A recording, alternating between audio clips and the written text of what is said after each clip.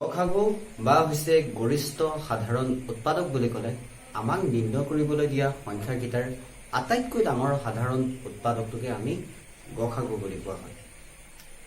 উদাহৰণস্বৰূপে ললো দুটা সংখ্যা 6 আৰু 8। 6 আৰু 8 আমি গসাগু নিৰ্ণয় কৰিম। 6 উৎপাদকবিলাক কি কি হ'ব আমি প্ৰথমতে চাই লওঁ। 6 কি কি সংখ্যা আমি পূৰণ কৰি পাব পাৰো? 1 6 গুণ 6 হয়, 2 3 গুণ 6 হয়। এতেকে 6 উৎপাদকবিলাক কোনবিলাক হ'ব? 1 হ'ব, 2 হ'ব, 3 হ'ব আৰু কি হ'ব? 6 হ'ব। ঠিক একেদৰে 8 উৎপাদকবিলাক কি কি হ'ব চাওঁ। 1 8 গুণ 8 হয়, 2 4 গুণ 8 হয়। এতেকে 8 উৎপাদকবিলাক কি কি হ'ব? 1 হ'ব, 2 হ'ব, 4 হ'ব আৰু হৈছে 8 হ'ব। এতিয়া চা আমি সাধাৰণ উৎপাদকবিলাক চাই আহোচোন। ইয়াতো 1টো আছে, ইয়াতো 1টো আছে। এতেকে সাধাৰণ উৎপাদক এটা কি সংখ্যা হ'ব? 1 হ'ব। এই 6 উৎপাদকৰ ভিতৰতো 2টো আছে, 8 উৎপাদকতো 2টো আছে। এতেকে সাধাৰণ উৎপাদক আৰু এটা কি হ'ব? 2। আৰু কিবা মিল আছেনে? আৰু মিল নাই। এতিয়া এই সাধাৰণ উৎপাদকৰ ভিতৰত আটাইতকৈ ডাঙৰ সংখ্যাটো কি? 1 আৰু 2 ভিতৰত আটাইতকৈ ডাঙৰ সংখ্যাটো কি? 2। এতেকে গসাগু কিমান হ'ব?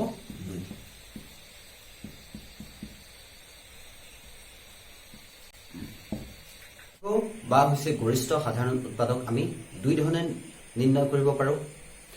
1 নম্বৰতে মৌলিক উৎপাদক বিশ্লেষণ পদ্ধতি আৰু 2 নম্বৰতে হৰণ পদ্ধতি। আমি প্ৰথমতে মৌলিক উৎপাদক বিশ্লেষণ পদ্ধতিয়ে গসাগু নিৰ্ণয় কৰিম আৰু তাৰ পিছত হৰণ পদ্ধতি। গসাগু নিৰ্ণয় কৰিম।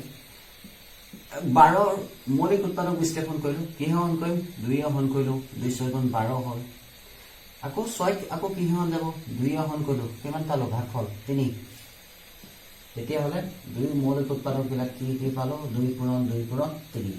ঠিক একেদৰে 18 মৌলিক উৎপাদকবিলাক কি কি হ'ব? 2 হৰণ কৰিলে 2 9 গুণ 18, 3 হৰণ যাব 3 3 গুণ 9। তেতিয়াহ'লে 2 মৌলিক উৎপাদকবিলাক কি পালো? 2 পূৰণ 3 পূৰণ 3। এতিয়া ইয়াত গসাগু কিমান হ'ব? গৰিষ্ঠ সাধাৰণ উৎপাদক। এতিয়া চোৱা এইটো 2টো আৰু হৈছে এই 2টো মিলি আছে, অৰ্থাৎ এটা সাধাৰণ উৎপাদক কিমান পালো? 2। আৰু চোৱা এই ওপৰত 3 এটা আছে, তলতো 3 এটা আছে, এই 3টো মিলি আছে, অৰ্থাৎ আৰু এটা সাধাৰণ উৎপাদক কি পালো? 3। এতিয়া এই সাধাৰণ উৎপাদক দুটাৰ পূৰণফলেই হ'ব গসাগু। কিমান পালো আমি? 6। 63 আৰু হৈছে 105ৰ আমি মৌলিক উৎপাদক বিশ্লেষণ পদ্ধতি আমি গসাগু নিৰ্ণয় কৰিম। 63টো এটা হৈছে অযুগ্ম সংখ্যা, সেইটো কাৰণে 2 মৌলিক সংখ্যা হৰণ নাযায়। কি হৰণ যাব? 3 হৰণ যাব। 3 2 গুণ 6, 3 গুণ 3। আমি 63ক 3 হৰণ কৰিলে 21 পালো। আকৌ 21টোকো আকৌ কিহে হৰণ যাব? 3 হৰণ যাব, 3 গুণ 21। তেতিয়াহ'লে আমি 63 মৌলিক উৎপাদকবিলাক কি কি পালো? 3 পূৰণ 3 পূৰণ 7। ঠিক একেদৰে আমি 105 মৌলিক উৎপাদক বিশ্লেষণ কৰিম। 105ক কি হৰণ যাব? অযুগ্ম সংখ্যা 2 হৰণ নাযায়, কি হৰণ যাব? 3 হৰণ যাব। 3 3 গুণ 9, 3 5 গুণ 15। এতিয়া 35ক কি হৰণ যাব? 3 হৰণ নাযায়, কি হৰণ যাব? পিছফালৰ সংখ্যাটো যদি 5 আৰু 0 হয়, সেইবিলাক সংখ্যা কি হৰণ যায়? 5 হৰণ যায়। 5 7 গুণ 35। তেতিয়াহ'লে 105ৰ আমি মৌলিক উৎপাদক বিশ্লেষণ কৰিলে মৌলিক উৎপাদকবিলাক কি কি পালো? 3 পূৰণ 5 পূৰণ 7। এতিয়া আমি সাধাৰণ উৎপাদকবিলাক আমি কি কি পালো চাওঁ।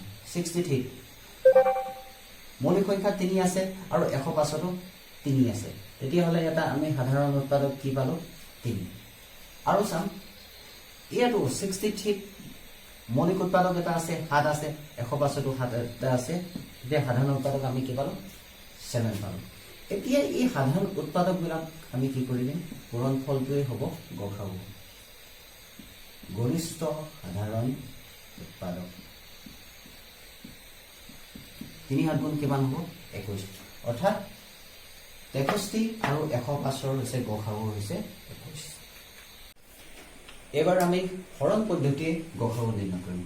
আমি 3টা সংখ্যা ললো, 10 12 আৰু হৈছে 16। 10 12 আৰু 16 আমি হৰণ পদ্ধতিয়ে গসাগু নিৰ্ণয় কৰিম। এই 3টা সংখ্যাকে কিহে? 10 12 আৰু 16 এই 3টা সংখ্যাকে কোনটো সংখ্যাৰে হৰণ যায়? 2ৰে হৰণ যায়। 2ৰে 3টা সংখ্যাকে হৰণ যায় মানে হৈছে 10 12 আৰু 16ৰ মৌলিক সাধাৰণ উৎপাদকটো কি? 2। এতিয়া 2ৰে 10ক হৰণ কৰিলে 5 বাৰ যাব, 2ৰে 12ক হৰণ কৰিলে 6 বাৰ যাব, 2ৰে 16 হৰণ কৰিলে 8 বাৰ যাব। এতিয়া আমি যেটো ভাগফল পালো 5 6 আৰু 8 এই 6 টো 2ৰে হৰণ যায় 8 টো 2ৰে হৰণ যায় কিন্তু 5 টো 2ৰে হৰণ না যায় অৰ্থাৎ আমি কি লিখিলো এতিয়া হৈছে এই 5 6 আৰু 8ৰ কোনো সাধাৰণ উৎপাদক নাই এটো কাৰণে আমি কি কৰিম কোনো সাধাৰণ উৎপাদক নাই অৰ্থাৎ হৈছে 10 12 আৰু 16 দুই বাহিৰে কোনো সাধাৰণ উৎপাদক নাই এটা কি হৈছে গসাগু কিমান হ'ব গসাগু 2 হ'ব লসাগু বা হৈছে লঘিষ্ঠ সাধাৰণ গুণিতক বুলি ক'লে আমাক নিৰ্ণয় কৰিবলৈ দিয়া সংখ্যাকেইটাৰ আটাইতকৈ সৰু সাধাৰণ গুণিতকটোকে আমি লসাগু বুলি কোৱা হয় আমি উদাহৰণ হিচাপে আমি দুটা সংখ্যা ললো 4 আৰু 6 4 হৈছে গুণিতক বিলাক কোনবিলাক হ'ব 4 গুণ 4 4 গুণ 8 4 গুণ 12 4 4 গুণ 16 4 5 গুণ 20 4 6 গুণ 24 এইবিলাক হৈছে 4 গুণিতক অৰ্থাৎ গুণফল বিলাক আৰু 6 গুণিতক বিলাক কোনবিলাক হ'ব ঠিক একেদৰে 6 গুণ 6 6 গুণ 12 6 গুণ 6 6 গুণ 24 6 5 গুণ 30 এইবিলাক হ'ব 6 গুণিতক এতিয়া এইবিলাকৰ ভিতৰত 4 আৰু 6 সাধাৰণ গুণিতক বিলাক সাধাৰণ গুণিতক কিটা আমি বাছি উলিয়াইছো ইয়াতো 12 টো আছে ইয়াতো 12 টো আছে অৰ্থাৎ 4 আৰু 6 এটা সাধাৰণ গুণিতক হ'ব কি 12 আৰু ইয়াতো 24 টো আছে ইয়াতো 24 টো আছে আৰু এটা সাধাৰণ গুণিতক হ'ব 24 ইয়াতো 36 টো আছে ইয়াতো 36 টো আছে অৰ্থাৎ আৰু এটা সাধাৰণ গুণিতক হ'ব 36 দত এনেকুৱা ধৰণে আমি পাই গৈ থাকিম এতি ইয়াৰ ভিতৰত এই গুণিতক বিলাকৰ ভিতৰত আটাইতকৈ সৰু গুণিতকটো কি 12 এইটোই হ'ব 4 আৰু 6 লসাগু অৰ্থাৎ লঘিষ্ঠ সাধাৰণ গুণিতকটো আমি লসাগু আমি কেনে ধৰণে নিৰ্ণয় কৰিম লসাগু নিৰ্ণয় কৰা দুটা পদ্ধতি আছে এটা পদ্ধতি হৈছে মৌলিক উৎপাদক বিশ্লেষণ পদ্ধতি আৰু আনটো হৈছে হৰণ পদ্ধতি আমি প্ৰথমতে মৌলিক উৎপাদক বিশ্লেষণ পদ্ধতি শিকিম তাৰ পিছত আমি হৰণ পদ্ধতি এবাৰ আমি 12 16 আৰু 24 আমি এবাৰ লসাগু নিৰ্ণয় কৰিম প্ৰথমতে আমি মৌলিক উৎপাদক বিশ্লেষণ কৰি লম আটাইবিলাকৰ প্ৰথমতে 12 টো কিহে হৰণ কৰিম 2 এ হৰণ কৰিলো 2 গুণ 12 আকৌ 6 টো কাকো কিহে হৰণ যাব 2 এ হৰণ গল কিমান থাকিলে 3 তেতিয়া হলে আমি মৌলিক উৎপাদক বিলাক কি পালো 2 পূৰণ 3 আৰু হৈছে 16 কাকো আমি 2 এ হৰণ কৰিলো 2 গুণ 16 আকৌ 8 টো কাকো 2 এ হৰণ যাব 2 4 গুণ 8 আকৌ হৈছে 4 টো কাকো 2 এ হৰণ কৰিলে 2 থাকিলে অৰ্থাৎ 16 জায়গাত আমি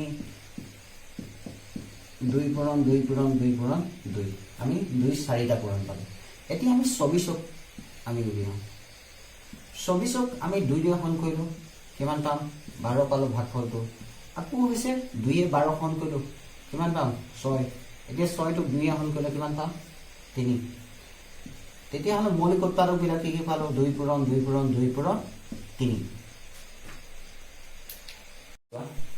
দুই মৌলিক সংখ্যাটো ইয়াত দুবাৰ আহিছে ইয়াত 24 জায়গাত 3 বাৰ আহিছে কিন্তু 16 জায়গাত হৈছে 4 বাৰ আহিছে আমি অতাতকৈ যত বেছি বাৰ আহিব আমি কেটাৰ পৰা লম 2 কেটা হল 4টা পূৰণ হল এতিয়া চোৱা 3 টো হৈছে 3 মৌলিক সংখ্যাটো 12 জায়গাত এবাৰ আহিছে 24 জায়গাত এবাৰ আহিছে কিন্তু 16 জায়গাত এবাৰ অহা নাই কিন্তু আমি অতি বেছি অহাটো লম অতি বেছি কেবাৰ আহিছে এবাৰ আহিছে 3 এটা ললো এতিয়া আমি আটাইখিনি পূৰণ ফলটো হ'ব লসাগু 2 গুণ 4 4 গুণ 8 8 গুণ 16 16 লগত 3 পূৰণ কৰিম 16 পূৰণ 3 6 3 গুণ 18 কৰিব 1 3 গুণ 3 40 এটা কিমান পালো আমি 48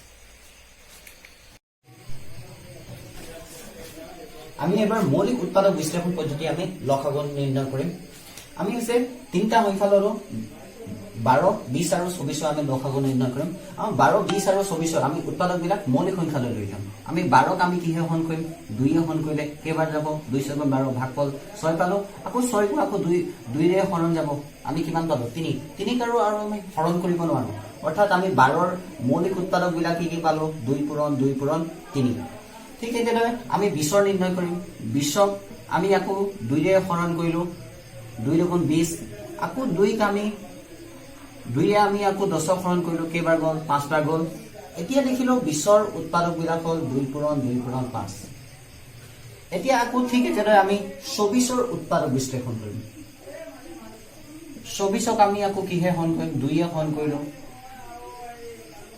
12 পালো ভাগফল আকৌ 2 এ আকৌ 12 হৰণ কৰিলো 6 পালো ভাগফল আকৌ 2 এ আকৌ 6ক হৰণ কৰিলে 3 পালো এতিয়া আমি মৌলিক উৎপাদক বিলাক কি পালো 2 পূৰণ 2 পূৰণ 3। এবাৰ আমি 12, 20 আৰু 24 লসাগু কিমান হয় এবাৰ আমি চাওঁ। এতিয়া 2 মৌলিক সংখ্যাটো ইয়াত দুবাৰ আহিছে, ইয়াতো দুবাৰ আহিছে, কিন্তু ইয়াত 3 বাৰ আহিছে। য'ত আটাইতকৈ বেছি বাৰ আহিব আমি সেই তাৰ পৰা ল'ম। 2 পূৰণ 2 পূৰণ 2, 3 বাৰ আহিছে, আমি 2 3টা পূৰণটো ল'লো। এতিয়া আমি চাম 3টো ইয়াত এবাৰ আহিছে, ইয়াত এবাৰ আহিছে, 3টো অধিকতম এবাৰ আহিছে, সেইটো কাৰণে 3 অকল এবাৰ লওঁ।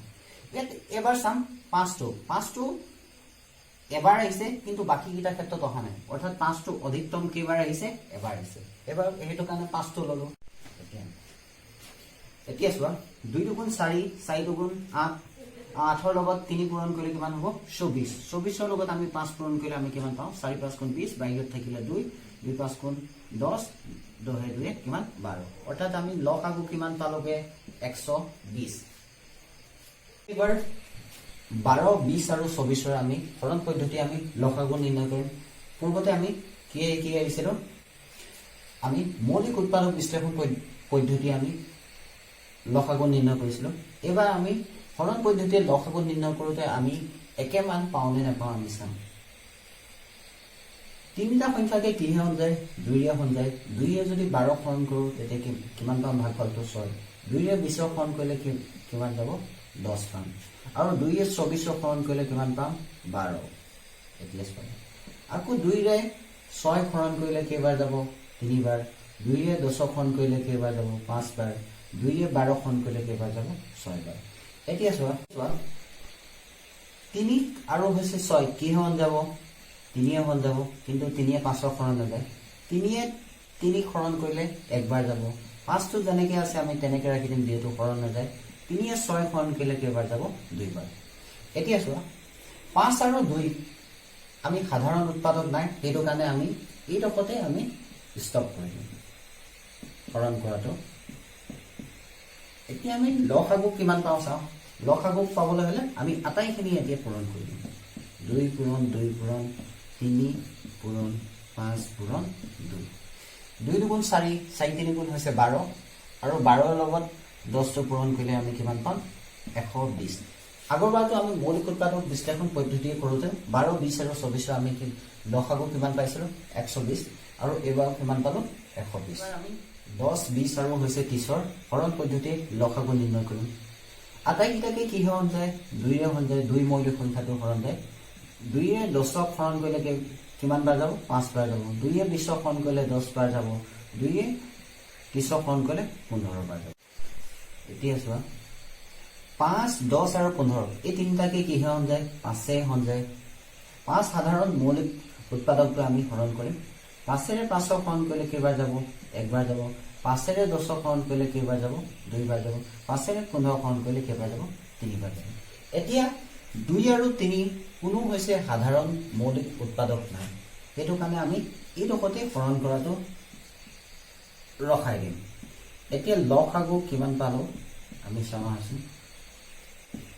এতিয়া আমি আটাইবিলাকে পূৰণ কৰিম। 2 পূৰণ 5 পূৰণ 2 পূৰণ 3, 2 5 গুণ 10, 10ৰ লগত 6 পূৰণ কৰিলে কিমান হ'ব 60, অৰ্থাৎ আটাইবিলাকে পূৰণ কৰি আমি কিমান পালোঁ 60।